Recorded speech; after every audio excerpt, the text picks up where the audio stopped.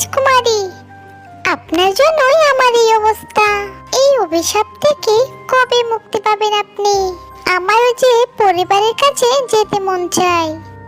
চিন্তা করো না মৌরানী, একদিন ঠিক আমাদেরকে কেউ না কেউ সাহায্য করতে আসবে। আমার এই ফুলের মধু যদি কোনো পাখি ওষুধ মনে করে খায়, তাহলে আমি এই অভিশাপ থেকে মুক্তি পেয়ে যাব। কিন্তু রাজকুমারী, পাখিরা যে মধু খায় না, তাই তো তোমাকে আমি আমার সঙ্গে রেখেছি।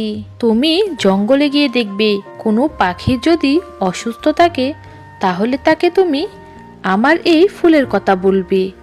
সে যদি এই ফুলের মধু খায়, তাহলে আমিও তুমি মুক্তি পেয়ে যাব।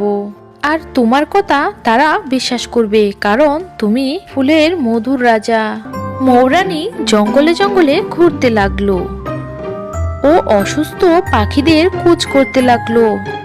তখন সে একটা টুনির দেখা পায় ও সে টুনিকে জিজ্ঞেস করলো, কি ব্যাপার টুনি, তোমার কি হয়েছে? আমি উড়তে গিয়ে পড়ে গেছি। আমার ডানা ছোট, তাই আমি উড়তে পারি না। উপর থেকে পড়ে আমার একটি ডানা ভেঙে গেছে। তোমার ডানা বড় করতে চাইলে আমার সাথে চলো। একটি লাল গোলাপের সন্ধান আমি জানি, যার মধু খেলে তোমার ডানা তাড়াতাড়ি বড় হয়ে যাবে আর তুমি আকাশে উড়তে পারবে ও তোমার শরীরের ব্যথা ঠিক হয়ে যাবে। তখন টুনি বলল, এটা আবার হয় নাকি? মিথ্যে কথা, আমি এগুলো বিশ্বাস করি না। চলে যাও, ফালতু কথা। মৌরানীকে অপমান করে তাড়িয়ে দিল টুনি। মৌরানী কান্না করতে করতে চলে গেল একটি গাছের কাছে। সেইখানে গিয়ে সে দেখতে পেল একটি কাক কান্না করছে। তখন মৌরানী কাকটিকে জিজ্ঞেস করলো, তোমার কি হয়েছে? তখন কাকটি বলল, কিছুদিন হলো আমি চোখে ঝাপসা ঝাপসা দেখি, মনে হয় আমি অন্ধ হয়ে যাব। না না, কেঁদো না তুমি, আমি এই রোগের ওষুধ জানি। তুমি চলো আমার সাথে।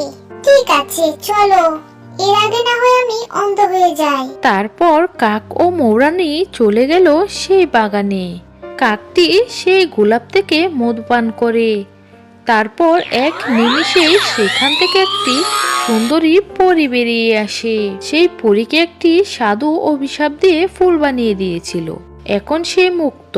তারপর পরী তার জাদু দিয়ে কাকের চোখও ভালো করে দেয়। তে সবাই খুশি হয়ে যায় ও সবাই তাদের পরিবারের কাছে ফিরে যায়। বন্ধুরা, আমাদের এই গল্পটি ভালো লেগে থাকলে আমাদের চ্যানেলটিকে অবশ্যই একটি লাইক করে সাবস্ক্রাইব করে পাশে থাকবেন।